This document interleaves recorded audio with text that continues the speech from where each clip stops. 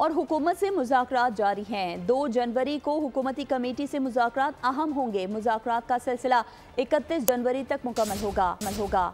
साहिबजादा हामिद रजा की मीडिया से गुफ्तगू बोले, हमारे मुज़ाकराती एजेंडे में बानी पीटीआई की रिहाई शामिल है।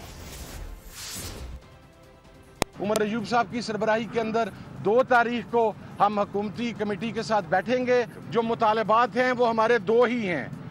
वो जो पहले हमने कहा था कि 9 मई, तो उसका बेहतरीन हल ये है कि एक ऐसा जुडिशल कमीशन बने जो सुप्रीम कोर्ट के सीनियर मोस्ट जजेस पर मुश्तमिल हो, ताकि एक गैर जानिबदाराना तहकीकात हो सके।